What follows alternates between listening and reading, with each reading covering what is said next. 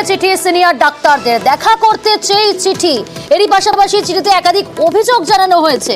এ বিষয়ে আরো বিস্তারিত জানবো। অভিজিৎ রয়েছে টেলিফোন লাইনে, সহকর্মী। অভিজিৎ, এই চিঠিতে কি কি উল্লেখ করলেন সিনিয়র ডাক্তাররা?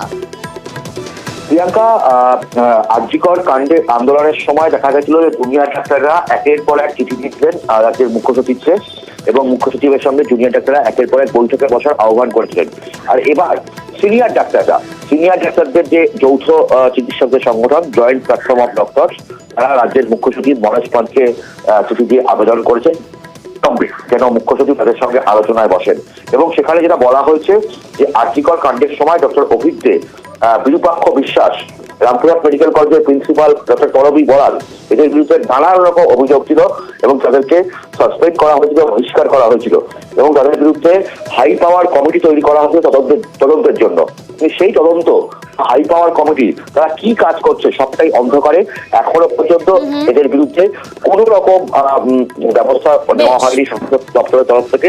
পাশাপাশি রাজ্য স্বাস্থ্য বিশ্ববিদ্যালয়, আরজিকর হাসপাতাল, এখানে নানান রকম দুর্নীতি, সেগুলোকে দিয়ে কোন রকম অ্যাকশন নিচ্ছে না রাজ্য স্বাস্থ্য দপ্তর।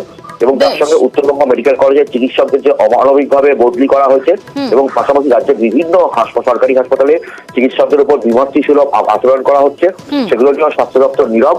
সেই সমস্ত বিষয় নিয়েই অভিযোগগুলো তুলে ধরা হয়েছে চিঠিতে। অনেক ধন্যবাদ অভিজিৎ।